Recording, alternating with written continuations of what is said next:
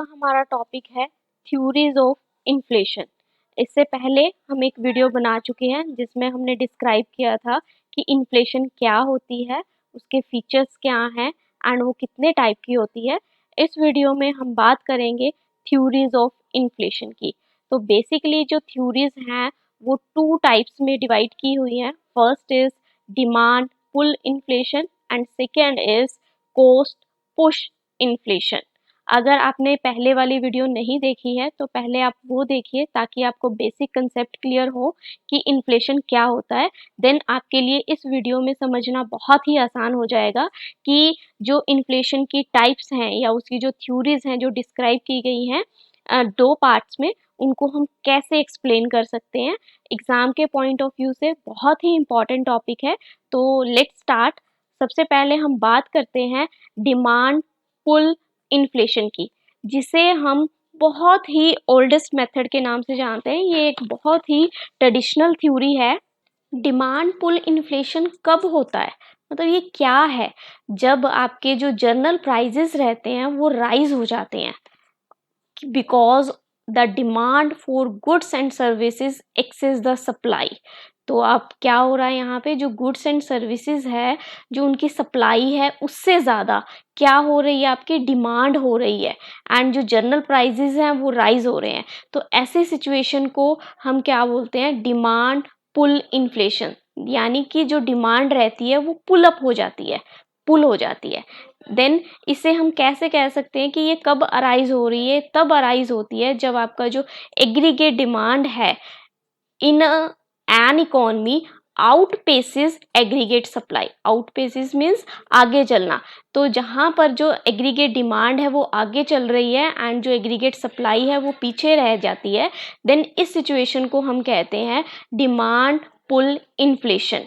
इसके अलावा आप क्या कह सकते हैं कि इसमें इन्वॉल्व होती है ऐसी इन्फ्लेशन जिसमें क्या रहता है, जो रियल ग्रोस डोमेस्टिक प्रोडक्ट है वो राइज हो जाता है, जो रियल जीडीपी है वो राइज हो जाती है एंड जो अनएम्प्लॉयमेंट रहता है वो फॉल डाउन हो जाता है। इसको बेसिकली डिस्क्राइब किया जाता है too much money chasing too few goods. तो जिसमें दो कुछ गुड्स के लिए बहुत सारी मनी है जो स्पेंड की जाती है and since only money that is spend on goods and services can cause inflation, and जिसकी वजह से क्या हो जाता है, इन्फ्लेशन क्रिएट हो जाता है। This would not be expected to happens. ये बिल्कुल ही नहीं सोचा जाता कि ऐसा कुछ होगा जब तक क्या चल रही है, जब तक फुल एम्प्लॉयमेंट लेवल चल रहा है तब तक डिमांड पुल इन्फ्लेशन के चांसेस नहीं रहते हैं।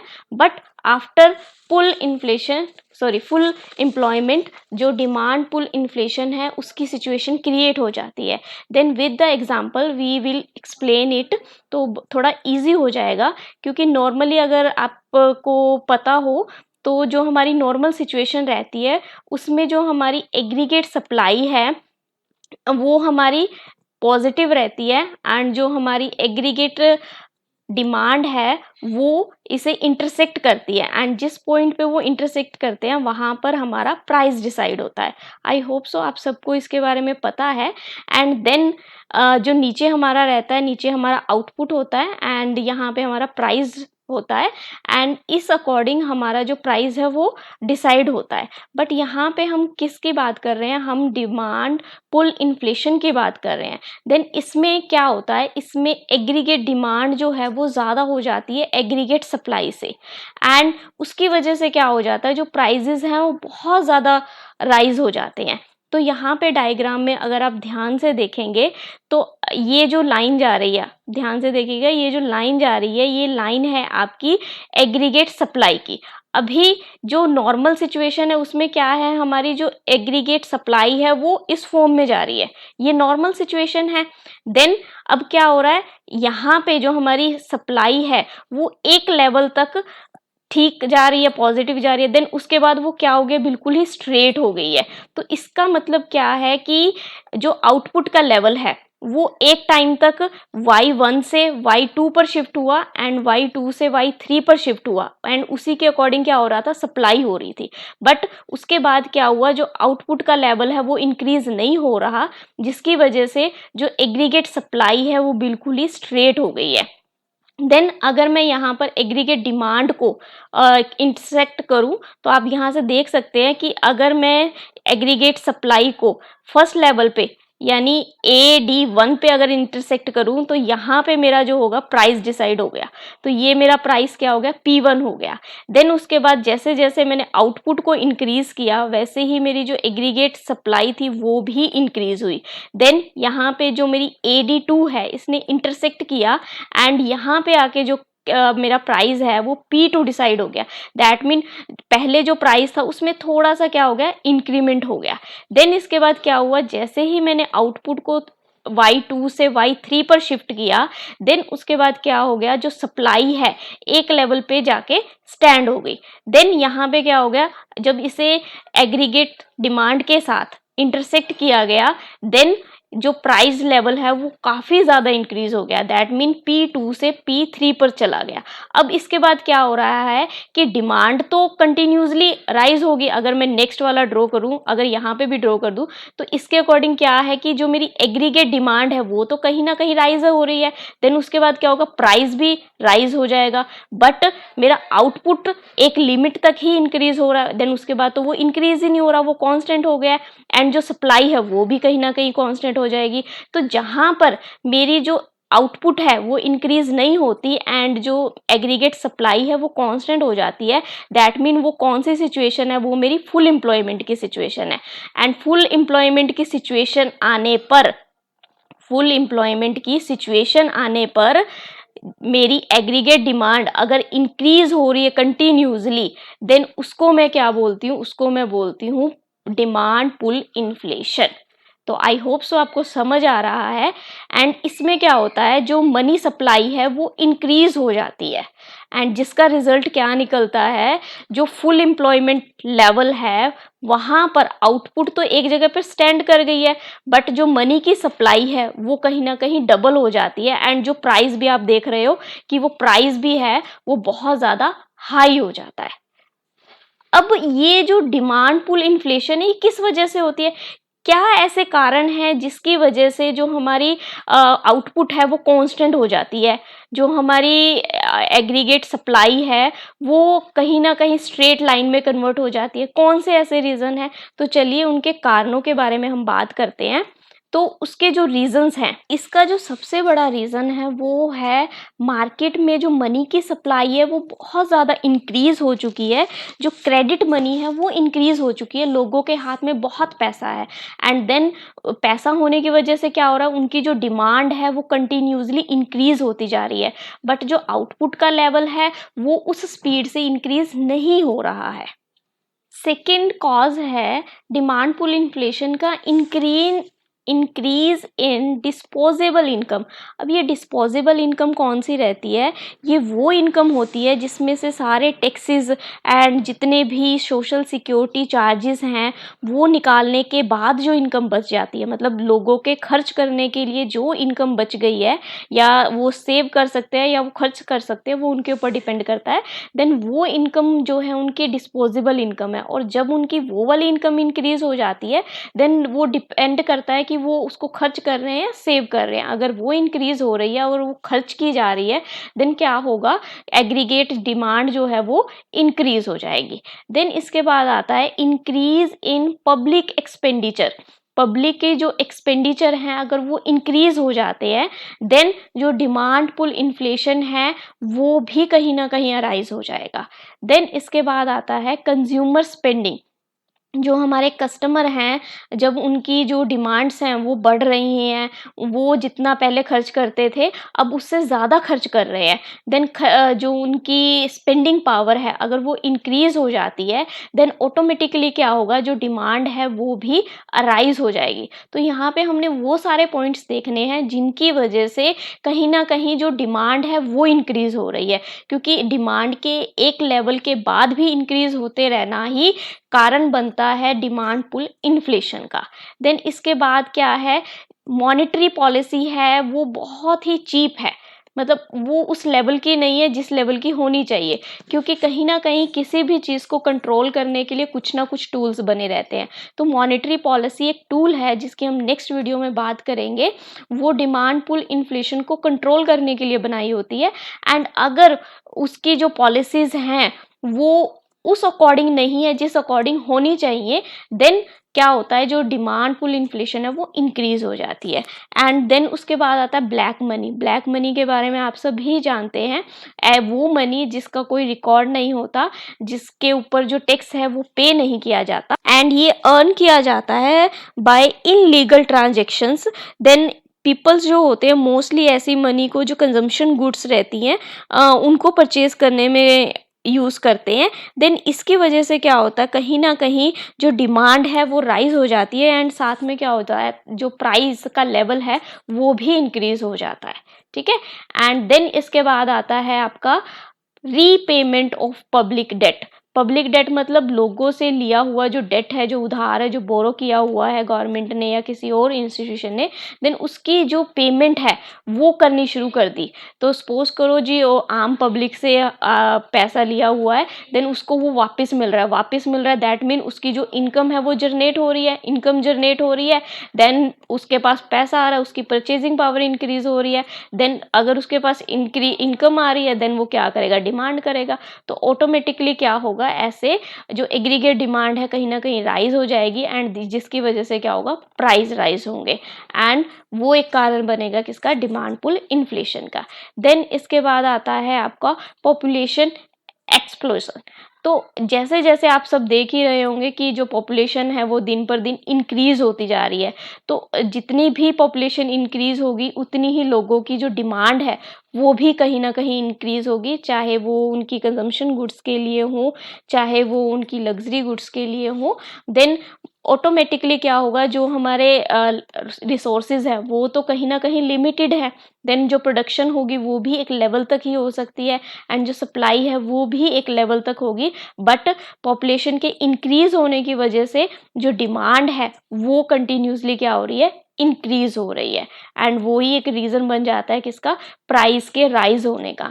एंड जब प्राइस एक लिमिट के बाद भी राइज होते रहते हैं, देन उसके बाद क्या सिचुएशन आती है, डिमांड पुल इन्फ्लेशन की सिचुएशन आ जाती है। And then last but not least बहुत सारे और पॉइंट्स हैं, आप अपने आप से भी क्रिएट कर सकते हैं मार्केट में देख के कि कौन से ऐसे रीज़न है जिनकी वजह से जो एग्रीगेट डिमांड है वो कहीं ना कहीं एग्रीगेट सप्लाई को क्रॉस कर रही है, मतलब उससे आगे जा रही है। एंड फाइनेंशियल मिसमैनेजमेंट, फाइनेंशियल मतलब मनी से रिलेटेड, कैश से रिलेटेड या नियर टू कैश कोई भी लिक्विड फॉर्म है, देन उसकी क्या है, मिसमैनेजमेंट है, आप प्रॉपर उसको मैनेज नहीं कर पा रहे हैं, मतलब जहाँ पे उसका यूज़ होना चाहिए वहाँ पर उसका प्रॉपर यूज़ नहीं हो रहा है। अगर मैं एग्जांपल लेके चलूँ गवर्नमेंट की, कि गवर्नमेंट है जो प्रॉपरली टैक्स कलेक्ट नहीं कर रही है, या फिर उसने टैक्स रेट बहुत ज़्यादा रिड्यूस कर दिया विदाउट एनी रीज़न, तो इससे क्या हो रहा है कि जो फाइनेंशियली मैनेजमेंट है वो प्रॉपर नहीं हो रही है, एंड जिसका जो सीधा इफेक्ट पड़ेगा वो किसी उसी कंट्री की इकोनॉमी के ऊपर पड़ेगा, एंड जिससे क्या होगा, डिमांड एंड सप्लाई में डिसइक्विलिब्रियम आ जाएगा गुड्स एंड सर्विसेज को लेकर। देन जो फाइनेंशियली मैनेजमेंट है वो भी कहीं ना कहीं प्रॉपर होनी ज़रूरी है। सो ये जो कुछ रीजंस हैं जिनकी वजह से जो डिमांड पुल इन्फ्लेशन है वो क्रिएट होती है। अब इसके बाद हम बात करेंगे हमारी सेकंड थ्योरी की, जिसका नाम है कॉस्ट पुश इन्फ्लेशन। तो इसमें कॉस्ट को पुश किया जा रहा है, ये हमारी मॉडर्न थ्योरी है, बहुत ही फेमस थ्योरी है, एंड इसमें जो इन्फ्लेशन है उसको कैसे डिस्क्राइब किया गया है, इसमें जो इन्फ्लेशन का कारण बनता है उसमें रहते हैं हमारे फैक्टर ऑफ प्रोडक्शन। तो आई होप सो आप सबको पता है कि हमारे फैक्टर ऑफ प्रोडक्शन कौन से रहते हैं, हमारे होते हैं land, labour, capital and entrepreneur. तो यहाँ पे देखिए, this inflation caused by an increase in prices of output. तो यहाँ पे क्या इंक्रीज हो रहा है, ओनली जो हमारे इनपुट हैं उनके प्राइजेस इंक्रीज हो रहे हैं। तो यहाँ पे उसने इनपुट में कौन सी कैटेगरी ली है, वही same age factor of production, land हो गया हमारा, लेबर हो गया हमारा, रॉ मटेरियल हो गया, इसके अलावा भी बहुत से हैं। एंड देन क्या हो रहा है, जो हमारा प्राइस है वो इंक्रीज हो रहा है, वो किसकी वजह से हो रहा है? फैक्टर ऑफ प्रोडक्शन की वजह से इंक्रीज हो रहा है। तो आप पूछेंगे कि मैम फैक्टर ऑफ प्रोडक्शन का प्राइस के साथ क्या रिलेशन है? तो आप सपोज करिए कि एक कोई इंडस्ट्री है, उसमें कोई भी जो प्रोडक्ट है वो मैन्युफैक्चर किया जा रहा है, एंड अभी जो लैंड, लेबर, कैपिटल या जो भी हमारे इनपुट्स हैं उनकी हेल्प से जो भी प्रोडक्ट बनाया जा रहा था, उसकी जो कॉस्ट है वो 10 रुपीज पड़ रही है पर प्रोडक्ट, ठीक है। एंड अभी क्या हो गया, जो हमारा लेबर है, आप लेबर की एग्जांपल लेके चलो, लेबर ने अपनी जो वेजेस का रेट है वो इंक्रीज कर दिया। मतलब पहले हम उसको जितनी पेमेंट कर रहे थे, अब वो उससे 1000 रुपीज या 2000 जितना भी है वो ज्यादा ले रहा है। तो अभी आप बताइए, क्या आपका प्रोडक्ट जो है वो जो 10 रुपीज में आप सेल करने के लिए सोच रहे थे, एंड अभी भी आप 10 में ही करेंगे? नो मैम, उसमें कुछ ना कुछ तो अमाउंट हमें प्लस करनी पड़ेगी। वो किस बेसिस पे होगी? जितना भी हमने लेबर का इंक्रीज किया है वेजेस, उसके अकॉर्डिंग हम यहाँ पे कुछ ना कुछ अमाउंट को ऐड कर देंगे। देन हमारा क्या होगा, नया जो प्राइस है प्रोडक्ट का वो निकल के आएगा। देन ये क्या है, ये ऑटोमेटिकली क्या हो गया, फैक्टर ऑफ प्रोडक्शन की वजह से हमारा जो प्राइस है वो इंक्रीज हो गया। एंड इसकी वजह से क्या हो जाएगा, कहीं ना कहीं जो हमारी सप्लाई है गुड्स को लेके वो डिक्रीज हो जाएगी, ठीक है। अभी इसमें क्या रहता है, या तो शॉर्टेज हो जाएगी जो हमारे फैक्टर ऑफ प्रोडक्शन है उनकी, या फिर क्या हो जाएगी, उनकी जो कॉस्ट है वो इंक्रीज हो जाएगी। एंड जब ऐसे सिचुएशन आती है, देन उसको हम बोलते हैं कॉस्ट पुश इन्फ्लेशन, ठीक है। और इस टाइप में की जो इन्फ्लेशन है, इसमें बेसिकली क्या होता है, जो हमारे सब्सिडियन इंक्रीजेस हो जाते हैं in the cost of important goods and services, ठीक है। Then where no suitable alternative is available, मतलब क्या है, आप जो भी आपके फैक्टर ऑफ प्रोडक्शन है या आपके इनपुट्स हैं उसकी जगह पे आप कोई भी सब्स्टिट्यूशन यूज नहीं कर सकते हैं। मतलब एग्जांपल के तौर पर सब्स्टिट्यूशन का क्या है यहाँ पे, कि आप टी ले रहे हैं एंड टी की जगह पे आप कॉफी यूज कर रहे हैं, तो वो सब्स्टिट्यूशन हो गया, आपने यूज कर लिया। बट यहाँ पे आप इनपुट की जगह पे कोई भी दूसरा इनपुट यूज नहीं कर रहे हैं। देन उसके बाद जो भी आपकी इन्फ्लेशन की सिचुएशन आएगी उसे आप कॉस्ट पुश इन्फ्लेशन कहेंगे। एंड अब ये किस वजह से होता है, तो वो तो हमने देख लिया कि जो हमारे फैक्टर ऑफ प्रोडक्शन है इसकी वजह से होता है। एंड इनके साथ साथ कुछ और पॉइंट्स हैं जो हम डिस्कस करेंगे जिसकी वजह से होता है। तो पहले हम इनकी एक्सप्लेनेशन देख लेते हैं कि how to explain cost push inflation with the help of diagram. तो यहाँ पर आप बेसिकली देखिए, सीधा हम डायग्राम पे ही बात करते हैं। पहले आप ये पॉइंट समझ लीजिए कि P मीन्स है हमारा प्राइस, एंड Y मीन्स है हमारा जो आउटपुट है, जो हमारी एग्रीगेट आउटपुट है उसको डिफाइन किया गया है। एंड जो हमारी AD है वो हमारी एग्रीगेट डिमांड है। एंड E मीन्स हमारा इक्विलिब्रियम पॉइंट है।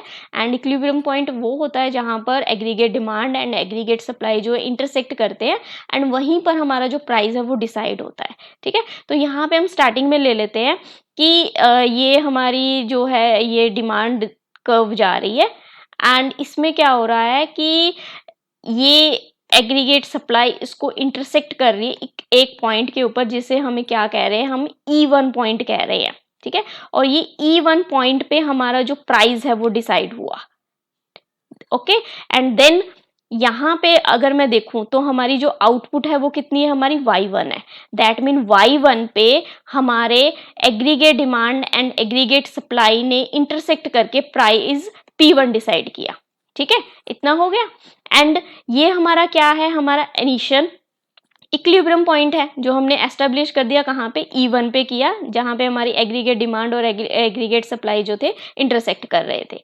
देन इसके बाद क्या हो रहा है, अगर शॉर्टेज हो जाती है फैक्टर ऑफ प्रोडक्शन की, मतलब आपको लेबर नहीं मिल रही या फिर आपको रॉ मटेरियल नहीं मिल रहा, तो अभी एग्जिस्टिंग रॉ मटेरियल में या जितनी आपके पास लेबर है उसमें जब आप वर्क करेंगे तो आपका जो भी आउटपुट निकल के आएगा वो कम ही आएगा, ज़्यादा तो नहीं आएगा ना।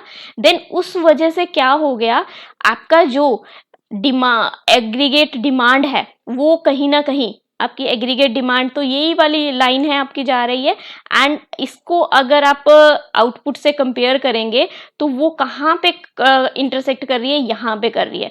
तो हमारी जो न्यू एग्रीगेट सप्लाई कर्व बनेगी वो आपकी यहाँ पे आके बनेगी, ठीक है। देन यहाँ पे आके क्या हो गया, आपका न्यू इक्विलिब्रियम पॉइंट बन रहा है एंड आपका जो प्राइस है वो ये बन गया, P2 आपका न्यू प्राइस बन गया। अब यहाँ पे देखो प्राइस तो इंक्रीज हुआ, दैट मीन कहीं ना कहीं इन्फ्लेशन तो हुआ, लेकिन कौन से वाला इन्फ्लेशन हुआ, डिमांड पुल वाला हुआ या कॉस्ट पुश वाला हुआ। तो अगर आप ध्यान से देखें तो आउटपुट यहाँ पे हमारा डिक्रीज हुआ है, ठीक है। आउटपुट के डिक्रीज होने की वजह से जो हमारे प्राइस है वो राइज हुआ है। तो इसे हम कहते हैं हमारा cost push inflation. I hope so आपको समझ आ रहा है कि कॉस्ट पुश इन्फ्लेशन कौन सा होता है। तो अभी हम इसके रीजंस देख लेते हैं, कौन से हमारे कारण हैं। तो उसमें क्या रहता है, हम एक तो हमने बात की थी हमारे फैक्टर ऑफ प्रोडक्शंस को लेके, जिसमें लैंड लेबर कैपिटल आ रहे थे, ठीक है। उसकी शॉर्टेज हो जाती है या जो उसकी कॉस्ट है वो इंक्रीज हो जाती है। देन इसके अलावा क्या हो सकता है, इंडस्ट्रियल डिस्प्यूट्स हो सकते हैं कि जैसे इंडस्ट्रीज के बीच में कोई लड़ाई झगड़ा हो जाता है एंड कोई लेबर की स्ट्राइक हो जाती है। अब स्ट्राइक की वजह से क्या होगा, सोचने वाली बात है। अब स्ट्राइक हो गई, आपकी जो लेबर है, आपकी इंडस्ट्री में जो भी लेबर लगी हुई है वो काम नहीं कर रही है। अब लेबर काम नहीं कर रही है तो प्रोडक्शन होगी, आपका जो प्रोडक्ट बनाना है वो तो बनाना लेबर नहीं है, चाहे मशीनरी ही बनाए, लेकिन मशीनरी को भी तो लेबर ही चलाएगी ना। देन प्रोडक्शन नहीं होएगी, प्रोडक्शन नहीं होएगी तो आप सप्लाई कर पाओगे, मैम जब प्रोडक्ट ही नहीं है तो सप्लाई कहाँ से होगी। अब मार्केट में जब सप्लाई नहीं हो रही है देन क्या होगा, जो भी अवेलेबल स्टॉक पड़ा है उसका ऑटोमेटिकली क्या हो जाएगा, प्राइस राइज हो जाएगा, ठीक है। एंड देन इसके बाद शॉर्टेज ऑफ रॉ मटेरियल। अभी आपके पास लेबर है बट आपने जो प्रोडक्ट बनाना है वो जिस रॉ मटेरियल से बनेगा उसकी शॉर्टेज है, अब आपके पास नहीं है। तो आपके पास जितना है आप उसी से ही प्रोडक्शन करेंगे एंड अभी आप क्या उसको सेम प्राइस पे सेल करेंगे, नो मैम। तो क्या होगा, उसके प्राइजेस ऑटोमेटिकली राइज हो जाएंगे। देन इसके अलावा क्या हो सकता है, इंक्रीज इन एक्सपोर्ट। अब एक्सपोर्ट का क्या रिलेशन है कॉस्ट पुश इन्फ्लेशन के साथ, तो यहाँ पर देखो अभी क्या हो रहा है कि आप एक बहुत बड़ी इंडस्ट्री हो एंड अभी आप क्या कर रही हो, आप इंटरनेशनल लेवल पे एक्सपोर्ट कर रहे हो, मतलब सेम अपनी कंट्री में कम आप सेल कर रहे हो, आप एक्सपोर्ट ज़्यादा कर रहे हो। अब बाहर जा रहा है मटेरियल एंड जब बाहर जा रहा है तो आपकी जो डोमेस्टिक कंट्री है उसमें मार्केट में जो सप्लाई है वो क्या हो रही है, वो डोमेस्टिक मार्केट में तो सप्लाई आपकी बहुत ज़्यादा कम हो जाएगी। एंड अगर सप्लाई कम हो रही है देन ऑटोमेटिकली क्या हो जाएगा, जो डिमांड है वो तो एज इट इज़ है लेकिन सप्लाई है वो कम है, देन उसके बाद क्या होगा, ऑटोमेटिकली प्राइस राइज हो जाएंगे, ठीक है। एंड नेक्स्ट पॉइंट है आपका ओल्ड टेक्नोलॉजी। आपकी इंडस्ट्री में जहाँ पे भी गुड्स को मैन्युफैक्चर किया जा रहा है वहाँ पे जो मशीनरी है या जो आप मेथड यूज़ कर रहे हैं, आप जो टेक्नोलॉजी यूज़ कर रहे हो वो बहुत ही ओल्ड है एंड देन उसकी वजह से क्या हो रहा है, कहीं तो अगर कोई नई टेक्नोलॉजी लगाई होती तो प्रोडक्शन ज़्यादा होती, अभी जो प्रोडक्शन हो रही है वो कम हो रही है। देन इसका डायरेक्टली इफेक्ट किसके ऊपर पड़ेगा, प्रोडक्ट की सप्लाई के ऊपर एंड प्रोडक्ट के प्राइस के ऊपर। देन इसके अलावा क्या हो सकता है, increase in prices of import. आपकी इंडस्ट्री में जो भी आप प्रोडक्ट बना रहे हो उससे रिलेटेड जो आपका रॉ मटेरियल है वो आप क्या कर रहे हो, आप उसे इंपोर्ट कर रहे हो, बाहर से मंगवा रहे हो। और बाहर से मंगवाने में अगर प्राइजेस जो हैं आपको ज़्यादा मिल रहे हैं, मतलब प्राइजेस आपको ज़्यादा लग रहे हैं, देन ऑटोमेटिकली क्या होगा कि जो भी आप प्रोडक्ट बनाएंगे उसका प्राइस भी क्या होगा, इंक्रीज हो जाएगा।